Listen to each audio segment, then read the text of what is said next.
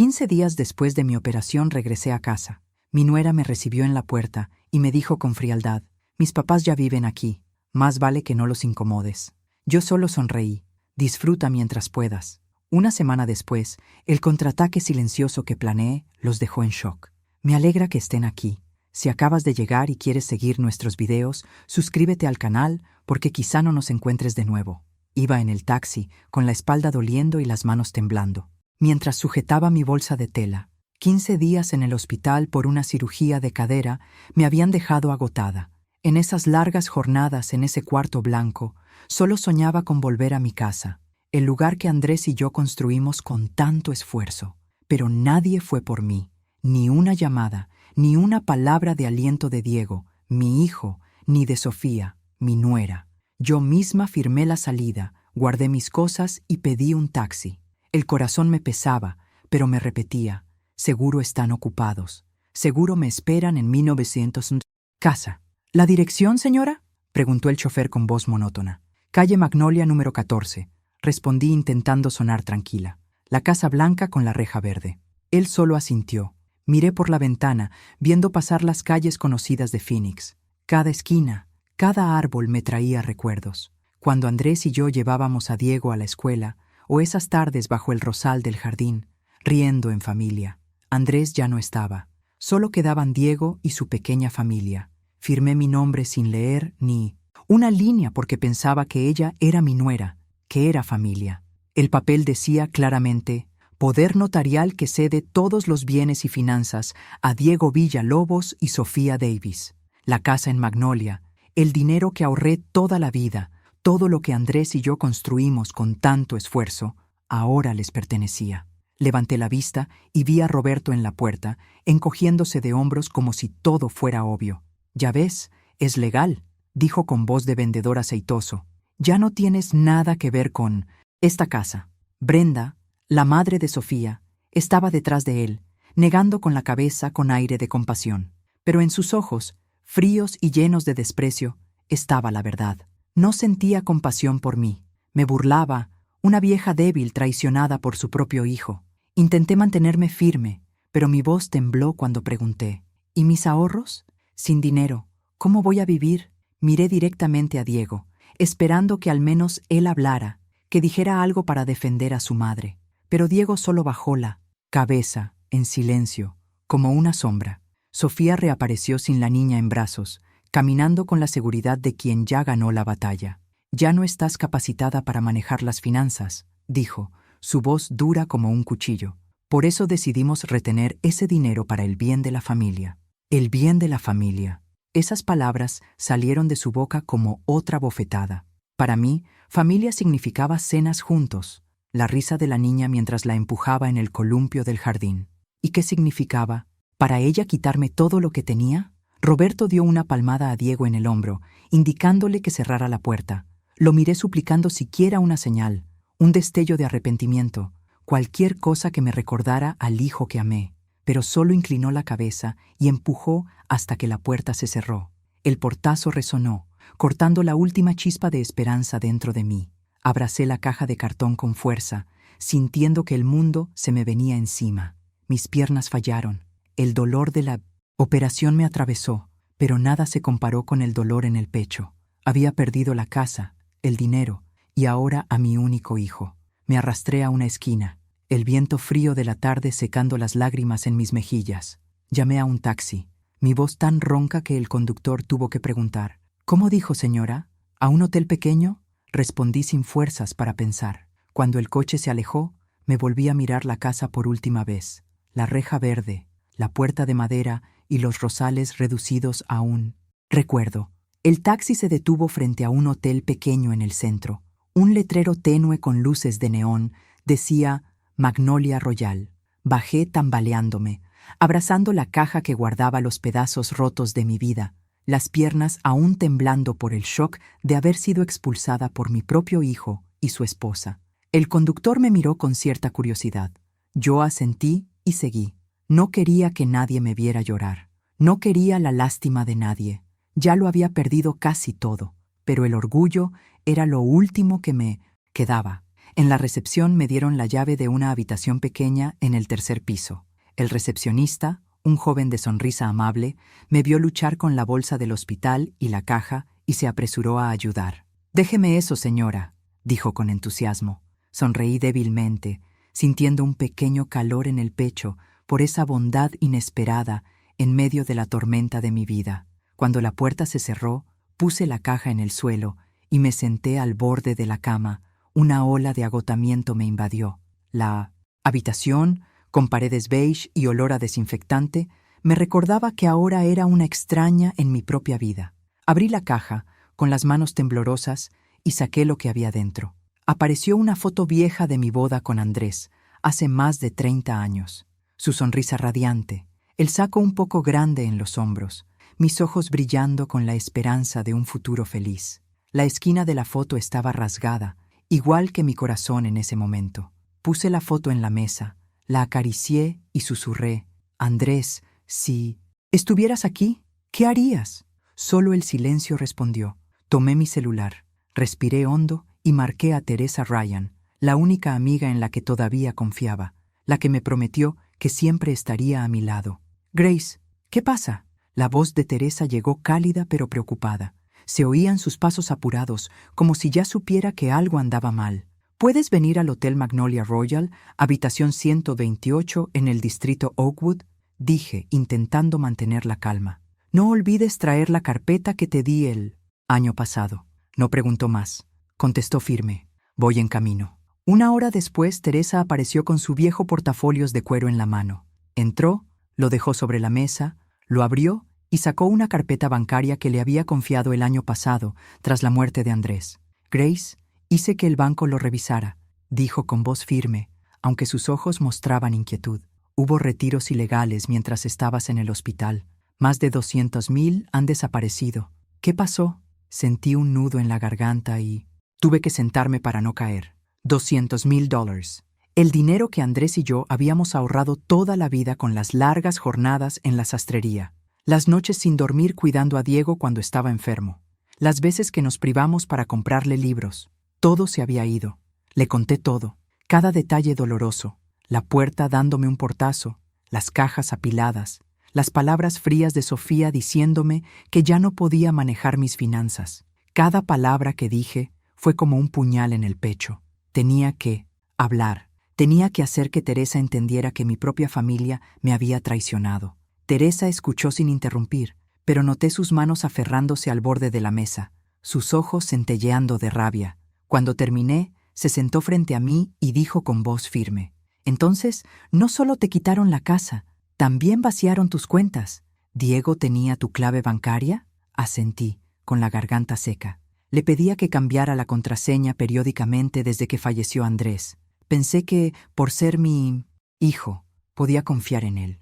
Mi voz se quebró y las lágrimas empezaron a brotar otra vez. Le había dado todo a Diego porque confiaba en que me cuidaría como yo lo cuidé a él tantos años. Y sin embargo, usó esa confianza para robarme todo. Teresa abrió su laptop, tecleó rápido y luego giró la pantalla hacia mí. Apareció una lista de movimientos bancarios. Grandes sumas transferidas a una empresa llamada Davis Holdings LLC. «Esta compañía está registrada a nombre de Roberto Davis», dijo Teresa, señalando la pantalla. «Esto no es casualidad, Grace. Tras indagar un poco, descubrí que la familia Davis ha estado comprando muchas propiedades últimamente, todas en tu vecindario». Apreté el borde de la mesa, las uñas clavándose en la madera. El barrio Magnolia, donde viví más de 30 años, donde conocía a cada vecino y a cada árbol. Esas casas no eran solo bienes raíces, eran la vida de gente como la señora Herrera y el señor Beltrín, que compartieron alegrías y penas conmigo durante tantos años. «¿Qué les hicieron para que terminaran en este juego sucio? ¿Qué quieren?», pregunté con voz temblorosa, llena de rabia. «Me quitaron la casa, el dinero y ahora hasta el vecindario». Teresa me pasó una botella de agua. Su mirada se ablandó, aunque seguía firme. «No vamos a dejar que lo hagan», dijo. «Pero primero tenemos que entender todo su plan». A la mañana siguiente, con el sol saliendo, ya estaba en el coche de Teresa rumbo a la oficina del secretario del condado en el centro. Apenas había dormido. La mente me volvía a Diego, a Sofía, a las miradas despreciativas de Roberto y Brenda. pero el dolor empezaba a dar paso a la determinación. Ya no era la mujer débil que se quedó en silencio en su propia puerta. Tenía que luchar, no solo por mí, sino también por vecinas como la señora Herrera, arrastradas por la codicia de la familia Davis. Teresa conducía concentrada, pero de vez en cuando me sonreía alentadora. «Hoy vamos a descubrir la verdad, Grace», me dijo con firmeza. Asentí, apretando la bolsita de tela donde guardaba la foto de Andrés como si fuera un amuleto. La oficina estaba en un edificio viejo, paredes amarillo pálido y olor a papel e tinta.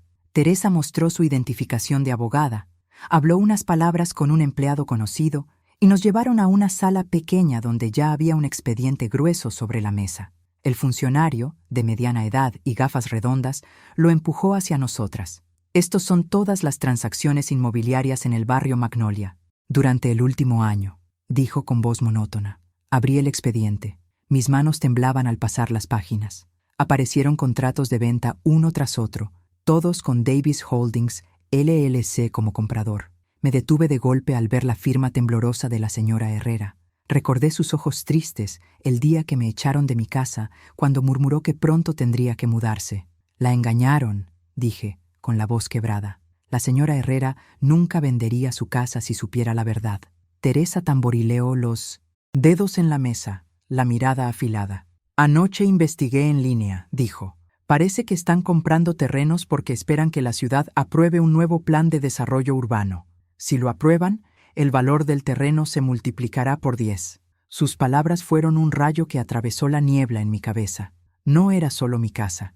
Era un plan mucho más grande dirigido a todo el barrio Magnolia. Apreté el puño, las uñas clavándose en la palma. «Entonces tenemos que detenerlos», respondí con más firmeza de la que esperaba, antes de que lo legalicen todo. De regreso de la oficina, el teléfono de Teresa sonó. Contestó seria.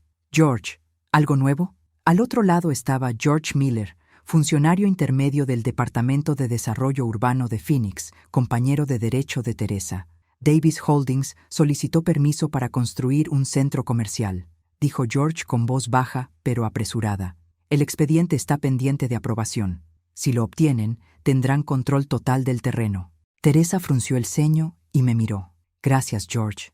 Mantente en contacto». Colgó y se volvió hacia mí.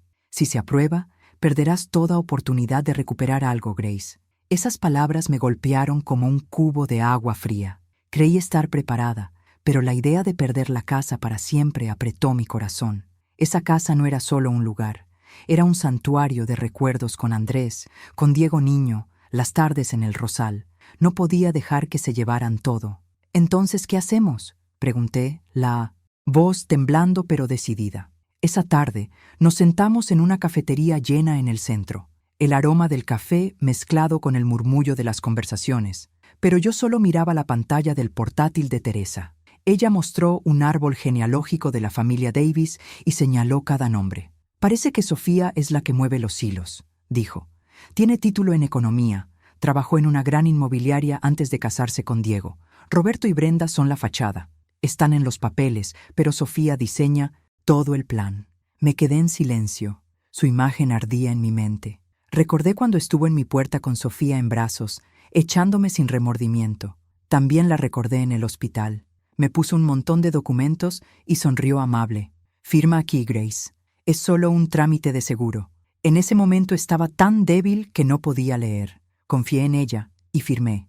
Y ahora lo entendía. Fue una trampa planeada desde antes. «Me engañó», dije con un nudo en la garganta. La traté como a una hija. Teresa me puso la mano en el hombro, la mirada suave pero firme. «Si estás de acuerdo, puedo contactar al agente Collins del FBI», dijo. «Lo conozco por un caso anterior. Es confiable. Y sospecho que su plan va más allá de quitarte la casa. Pero tienes que estar preparada, Grace. Ser testigo principal no es fácil». La miré a los ojos, sintiendo una llama encenderse en el pecho. «Quiero que todo vuelva», contesté sin dudar. «La casa, los bienes y justicia para mis vecinos. No voy a permitir que lastimen a nadie más». Teresa sonrió orgullosa. «Entonces, empecemos». Esa noche regresé a la habitación del hotel, que empezaba a sentirse más familiar. Me senté en la mesa, abrí una libreta vieja y comencé a anotar cada detalle que recordaba sobre Diego, Sofía, Roberto y Brenda. Apunté cada vez que hablaron de dinero, cada mirada extraña de Sofía al preguntar por mis cuentas, cada visita de Roberto y Brenda con aire de superioridad. Recordé una noche meses atrás cuando Sofía estaba en la mesa revisando su teléfono y murmurando con Diego sobre una gran oportunidad. En ese momento pensé que hablaban de negocios. Hoy entendía que entonces comenzaron a tenderme la trampa. Cuando terminé de escribir, cerré la libreta y saqué la foto de Andrés del bolso. Encendí una vela pequeña y la puse junto a su retrato. La luz temblorosa iluminó su rostro bondadoso, como si me mirara y me diera consuelo. «Si puedes verme, por favor dame fuerza», susurré con las lágrimas corriendo por mis mejillas. Recordé las palabras que solía decir: «Grace, eres más fuerte de lo que crees. Nunca dejes que nadie te rompa». Apreté el puño y respiré hondo. No me iba a quebrar. Hoy no. Nunca. A la noche siguiente, con la tenue luz de la luna entrando por la ventana, mis manos temblaban sosteniendo la pulsera que Teresa me había dado. Parecía una joya normal, pero dentro escondía un micrófono diminuto tan bien oculto que tuve que mirar de cerca para notarlo. Teresa estaba delante de mí, seria pero confiada.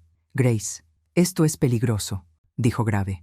«Vas a ir a la casa, ver si la familia Davis suelta algo, pero no dejes que sospechen. Si percibes riesgo, aprieta este botón». Señaló un puntito en la pulsera. «La señal irá directo a mí y al agente Collins». Asentí, tragando el nudo de miedo en la garganta. La idea de volver a esa casa, ahora tomada por estafadores, me hacía latir el corazón.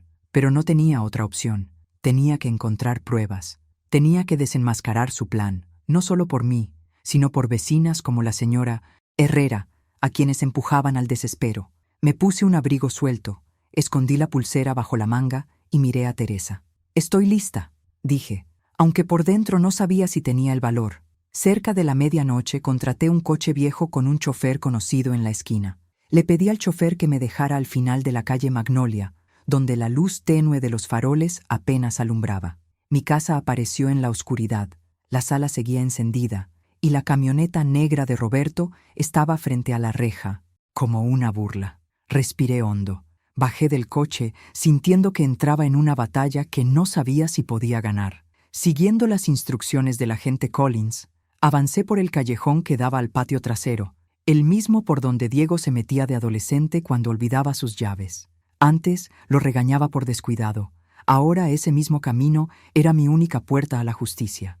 La puerta de la cocina estaba entornada, lo suficiente para escuchar voces dentro. Me pegué a la pared, el corazón martillando, conteniendo el aire.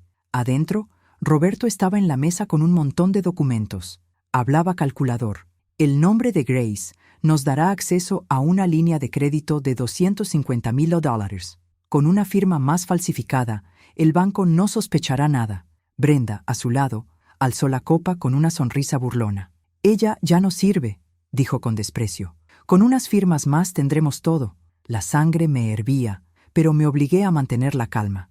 Deslicé la mano hasta la pulsera y presioné el botón de grabar. Un clic apenas audible sonó y recé para que captara cada palabra. Lo que decían eran puñales al corazón, pero también la prueba que necesitaba. Me quedé inmóvil, escuchando cada frase. De pronto sonó el celular de Roberto.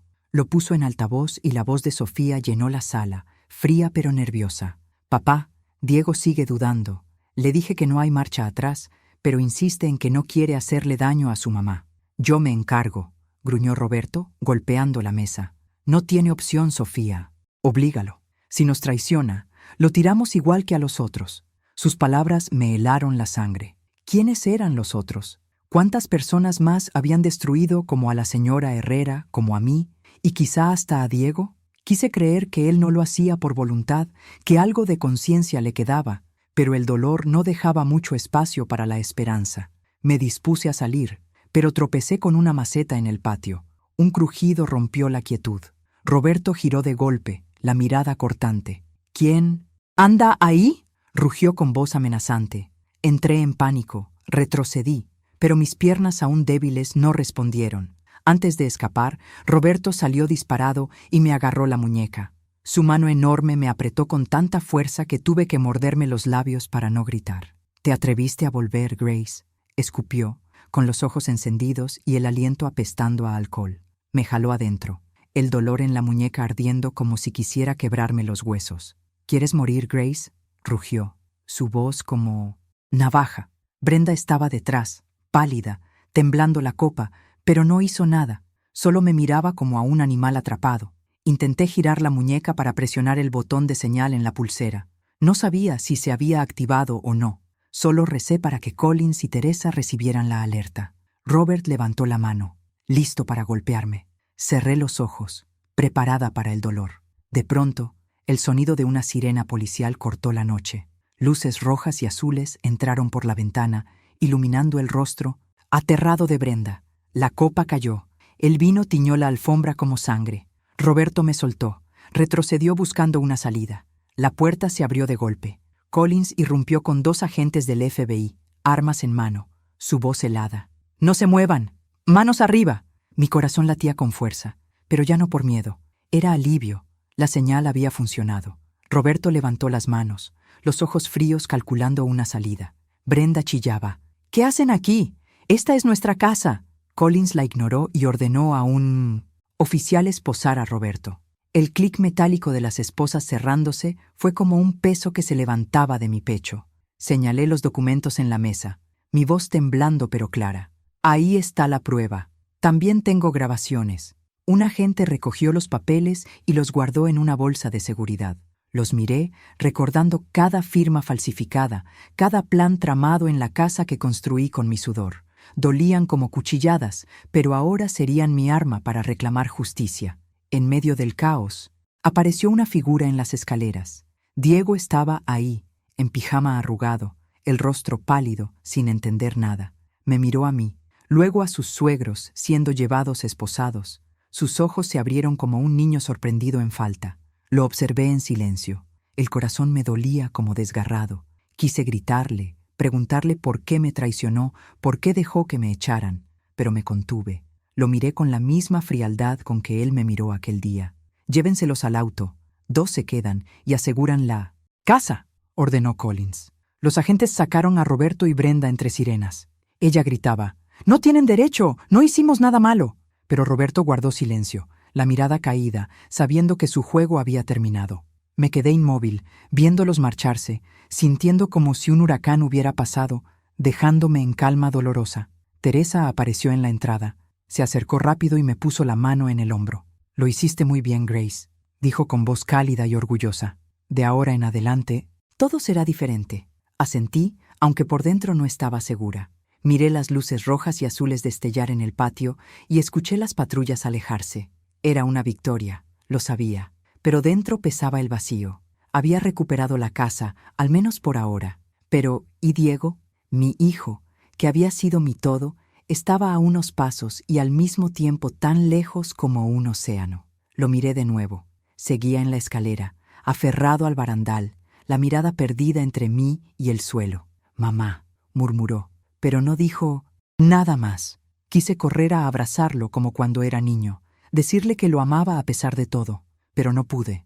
El dolor de la traición era demasiado, como una herida abierta. Solo negué con la cabeza y me di la vuelta, dejándolo en su propio silencio. Collins regresó y me miró serio, aunque con compasión. «Señora Villalobos, necesitaremos que sea la testigo principal. Lo que grabó y este expediente serán pruebas clave. Pero debo advertirle, este caso puede ser más complicado de lo que imaginamos». Asentí, con la voz firme. «Estoy lista. Quiero que paguen, no solo por mí, sino por toda la gente que dañaron».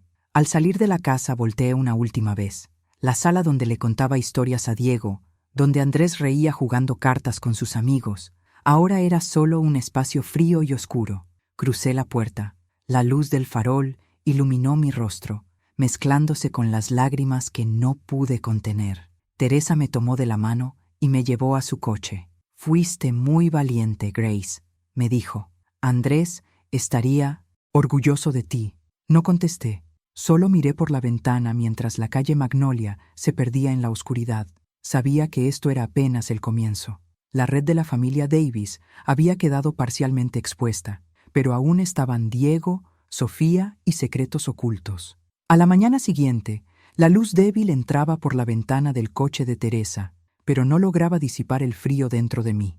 Iba en silencio, abrazando la bolsita de tela con la foto de Andrés. Lo único que me quedaba de aquellos días, felices. Teresa conducía, mirándome de reojo con mezcla de preocupación y determinación. «Hoy no será fácil, Grace», dijo seria, «pero ya llegaste hasta aquí. Vamos a terminar esto». Asentí en silencio, aunque sabía que no podía dar marcha atrás. No después de todo lo vivido. Llegamos a las oficinas del FBI en Phoenix, un edificio gris de pasillos largos donde resonaban pasos. El agente Collins nos esperaba en una sala pequeña con un mapa del vecindario Magnolia sobre la mesa. Señaló las marcas rojas que identificaban cada casa transferida a Davis Holdings LLC. «No solo la engañaron a usted, señora Villalobos», dijo con voz grave, cargada de indignación. «Esto es una red de fraude organizada. Han apuntado a decenas de personas, aprovechándose de su confianza y falta de información para robarles casas y terrenos. Tenemos que detener a toda esta red». Miré el mapa. Las marcas rojas eran como heridas abiertas en el barrio que tanto amaba. Cada una era la historia de una familia llevada a la desesperación. Pensé en la señora Herrera, en su expresión triste al hablar de mudarse. Pensé en el señor Beltrán, que siempre me traía pan dulce en cada fiesta. Todos víctimas como yo. «Yo ayudaré», dije firme. Collins deslizó un acuerdo de cooperación. Firmé mi nombre. Cada trazo era una promesa de no dejar que lastimaran a nadie más. Por la tarde, un convoy del FBI se acercó en silencio al barrio Magnolia. Iba en el coche de Collins, el corazón latiendo fuerte al ver mi casa a lo lejos. La reja verde seguía ahí, pero ya no era entrada a un hogar, sino al campo de batalla que debía enfrentar. «Usted nos acompañará para identificar la propiedad y a las personas adentro. Si en algún momento no se siente bien, solo dígalo», me advirtió Collins. Asentí, intentando mantenerme serena, aunque sabía que estaba por enfrentar lo más doloroso: ver a Diego y Sofía arrestados. El coche se detuvo. Vi a Diego en el porche, mordiéndose las uñas. Su rostro demacrado, los ojos hundidos, como si no hubiera dormido en días. Al mirarlo, el corazón se me apretó. Era el hijo que crié, el que amé más que a mí misma. Pero también era quien cayó cuando me echaron, quien no dijo nada cuando Sofía declaró que yo ya no pertenecía allí. Quise correr a preguntarle por qué, pero me contuve, obligándome a mantenerme erguida. La puerta se abrió de golpe. Sofía salió cargando a la niña, con su expresión de siempre confiada. Pero al verme en el coche junto a la policía, esa seguridad se desmoronó. Sus ojos se abrieron sorprendidos y luego ardieron de furia. «¿Qué demonios haces aquí, Grace?», gritó, su voz chillona resonando en el patio. «¿Cómo te atreves a traicionar a la familia?». Esa palabra en su boca me sacó una risa amarga. Familia. Una familia no expulsa a una suegra de su casa. No le roba todo lo que tiene. Bajé del coche, enderecé la espalda y la miré directo a los ojos. «La familia dejó de existir para mí el día que me cerraste la puerta en la cara», dije serena pero cortante. Mis palabras fueron como un cuchillo. La vi retroceder, abrazando más fuerte a la niña. Collins hizo una señal y 2 agentes se movieron para sujetarla. Sofía forcejeó gritando: «No tienen derecho, soy madre». Pero el clic de las esposas la silenció. Los vecinos empezaron a reunirse alrededor de la casa, los murmullos creciendo en un zumbido caótico. «Mami», la pequeña lloraba desconsolada al ser separada de su madre. Una oficial la tomó con cuidado y la llevó a otro coche rumbo a servicios infantiles. Sus llantos me desgarraron. Quise correr a abrazarla, prometerle protección, pero no pude. No en ese momento. Me quedé firme, viendo cómo su figura desaparecía tras la puerta del coche. Diego seguía en las escaleras, quieto como estatua, su mirada perdida, moviéndose entre mí y la policía. Cuando uno de los agentes se acercó y le puso esposas, vi sus hombros temblar, como si quisiera decir algo, pero no pudo. Sentí el corazón romperse. Ese era mi hijo, al que di la vida, al que abracé, por quien sacrifiqué todo. Y ahora estaba ahí, esposado como un criminal. No podía hacer nada para cambiarlo. Me giré, sin querer que viera mis lágrimas, sin dejarle saber que a pesar de todo, aún lo amaba. La multitud crecía. Los murmullos se hacían más fuertes. La señora Herrera se acercó, tomó mis manos temblorosas. «Gracias, Grace», susurró, con lágrimas en los ojos. Hiciste lo que no nos atrevimos.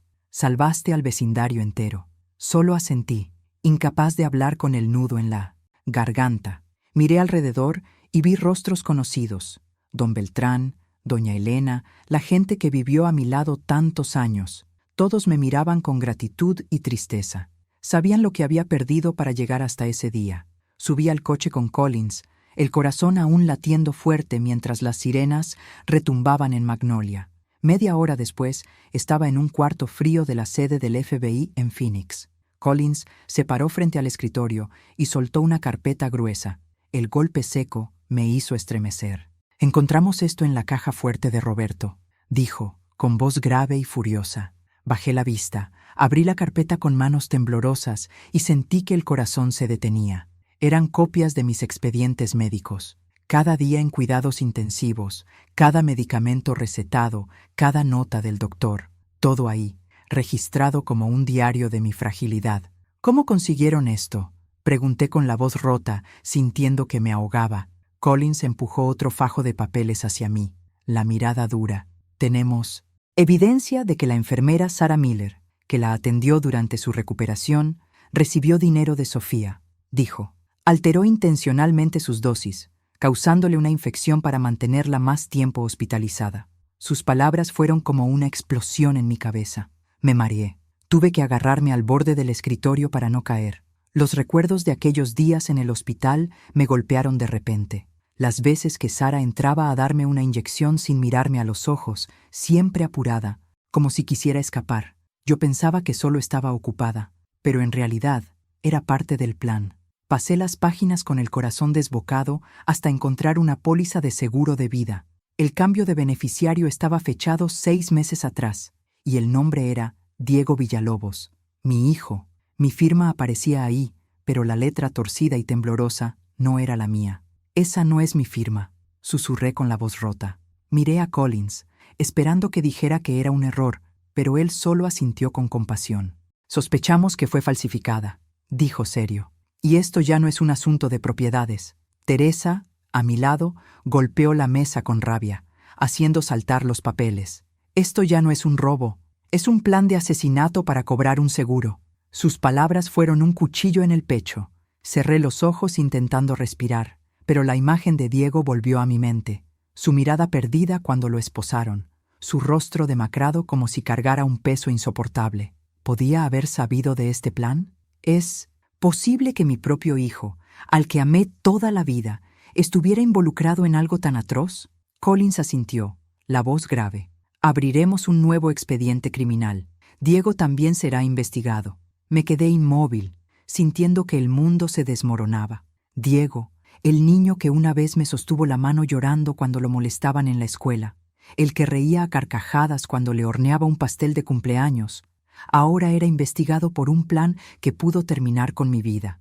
Quise gritar, correr, hacia él, preguntarle por qué, pero solo me cubrí el rostro con las manos, dejando caer lágrimas silenciosas. En ese momento, un oficial entró apresurado. «Acabamos de arrestar a Sarah Miller en el hospital. Está siendo interrogada».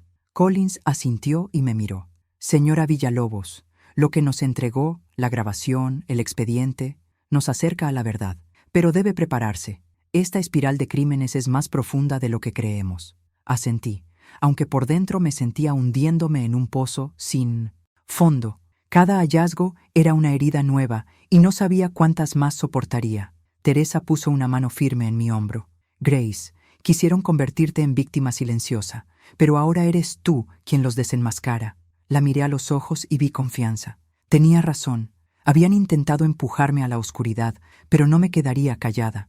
Me sequé las lágrimas. Respiré hondo. «Haré lo que sea necesario», dije firme. «Tienen que pagar». Al salir de la sede del FBI, iba en el coche de Teresa mirando por la ventana. Las calles de Phoenix pasaban, pero yo no las veía.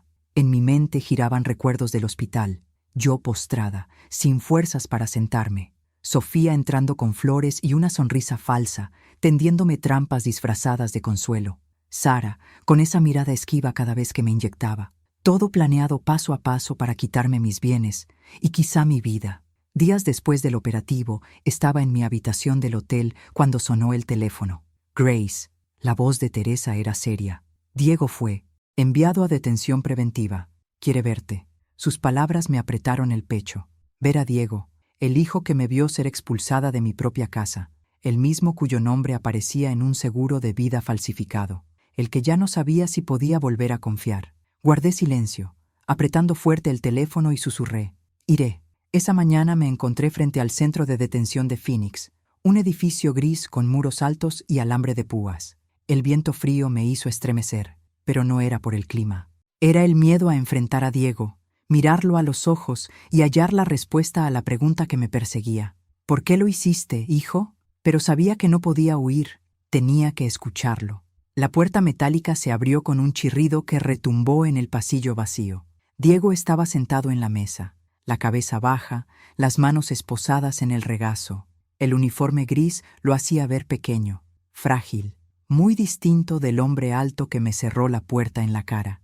Me senté frente a él, separada solo por la mesa de madera gastada. El silencio pesaba, interrumpido solo por el ventilador del techo, girando, marcando los segundos. Lo miré, esperando. Por dentro era un torbellino de rabia, dolor y una chispa de esperanza de que aún quedara algo del hijo que amé. Diego levantó la mirada, los ojos rojos, la voz rota. Mamá, la regué, perdóname, lo siento mucho. Sus palabras fueron un puñal en el corazón. Quise gritarle, preguntarle cómo pudo hacerme eso, pero callé, esperando que siguiera. Bajó la cabeza, las manos temblando en las esposas. Estoy endeudado, mamá, dijo quebrado. Perdí todo en una inversión inmobiliaria. Luego Roberto se enteró. Me prometieron ayudarme con la condición de ponerme de su lado. Cada palabra era una pieza del rompecabezas que intenté armar en tantas noches en vela. Diego relató con voz temblorosa cómo Sofía y Roberto lo manipularon, aprovechando su desesperación para arrastrarlo a su plan.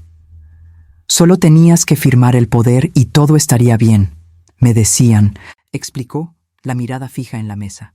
Nunca pensé que te harían daño, solo quería salvar a mi familia. Me quedé en silencio, hirviendo por dentro entre rabia y dolor. ¿Familia? ¿Se refería a Sofía y a la niña? ¿O a mí, la madre que le dio todo?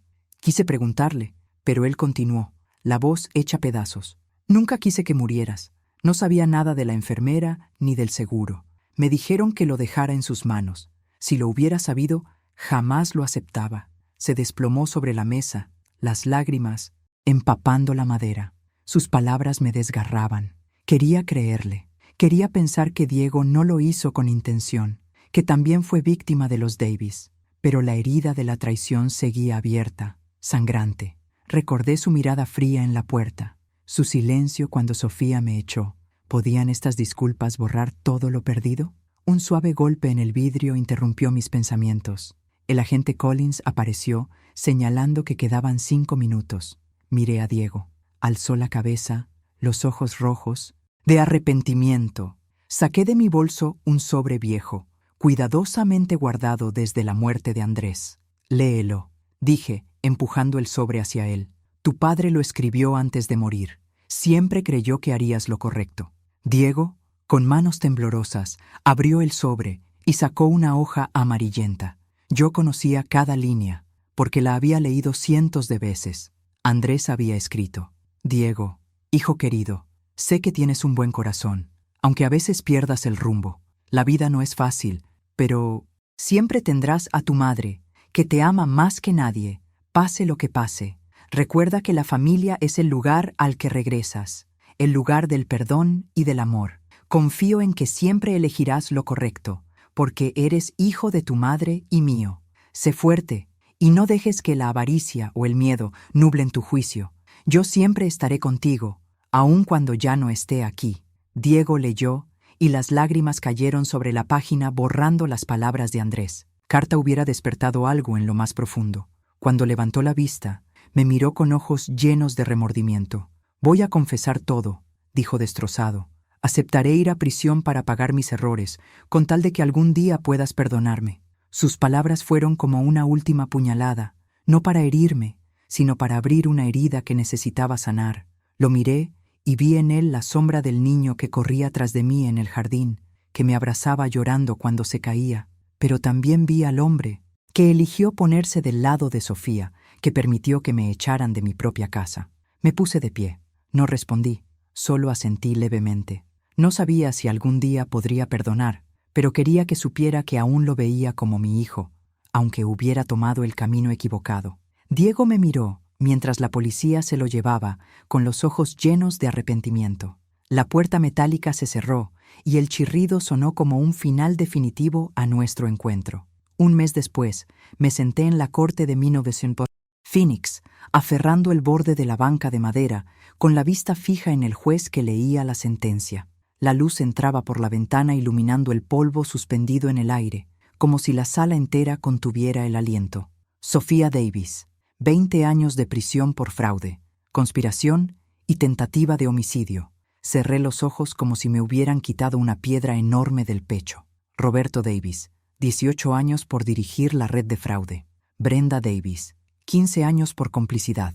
Sarah Miller, la enfermera. 8 años por prácticas médicas ilegales. Cuando nombraron a Diego, el corazón se me hundió.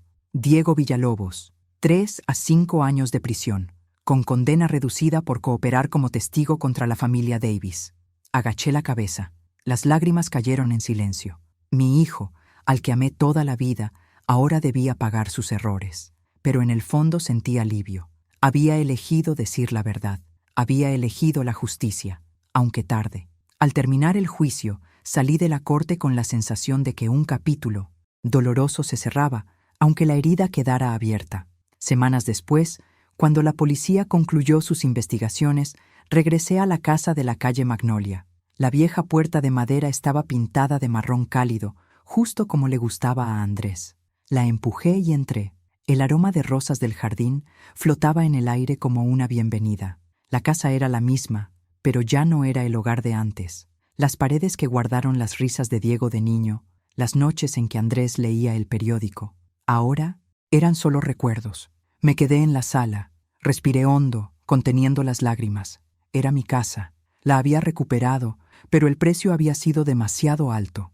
Una mañana, Teresa llegó con una caja de clavos y un martillo. «Tenemos que colgar las fotos de la familia otra vez, Grace», dijo sonriendo.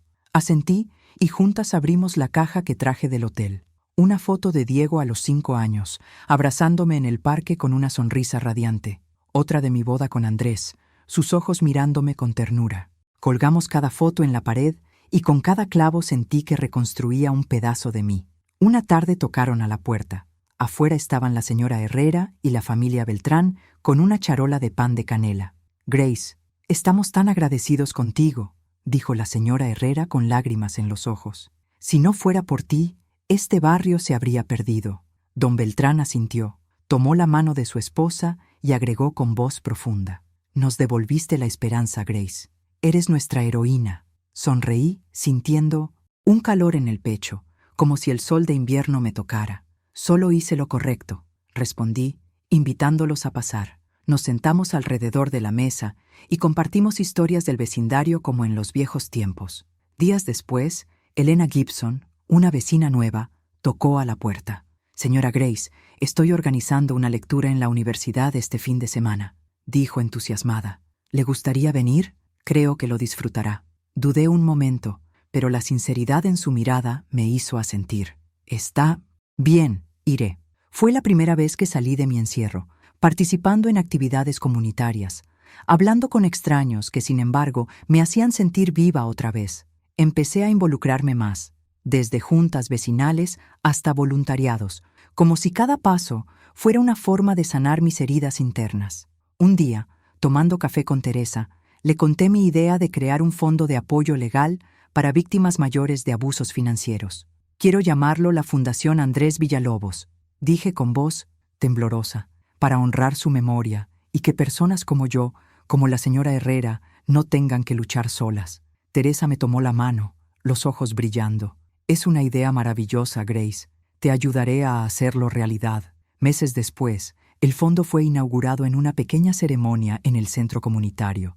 Me paré frente al micrófono, mirando los rostros familiares del barrio Magnolia y también a gente nueva que vino a apoyar. «Nadie debería luchar solo», dije con la voz entrecortada pero firme.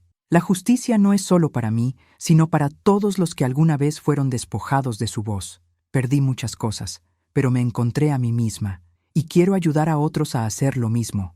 Los aplausos llenaron la sala. Vi a la señora Herrera secándose las lágrimas, a Elena sonriendo y a Teresa asintiendo orgullosa. Esa noche me senté en el patio trasero. La luz de una vela titilaba junto al retrato de Andrés. El suave aroma de rosas me recordó los días felices que compartimos. Pasé los dedos por la foto y susurré: gracias por darme la fuerza de mantener la casa y encontrarme de nuevo. Las lágrimas corrieron, pero esta vez no eran solo de dolor, eran de liberación, de esperanza, de saber que había hecho lo correcto, que sobreviví a la tormenta y me volví más fuerte. En ese instante, supe que él me sonreía desde algún lugar. La historia que contamos es ficticia, pero está basada en hechos reales. Los nombres y lugares fueron cambiados para proteger identidades. No lo decimos para juzgar, sino con la esperanza de que alguien escuche y piense: ¿cuántas madres sufren en silencio dentro de su propio hogar? Si fueras tú en mi lugar, ¿qué harías? ¿Elegirías callar para mantener la paz? ¿O te atreverías a enfrentarlo todo para recuperar tu voz? Quiero saber qué piensas, porque cada historia es una vela que puede iluminar el camino de alguien más. Dios siempre bendice, y creo firmemente en eso. El valor nos lleva a días mejores. Mientras tanto, en la pantalla final te dejo 2 de las historias más queridas del canal. Estoy segura de que te van a sorprender. Gracias por acompañarme hasta el final.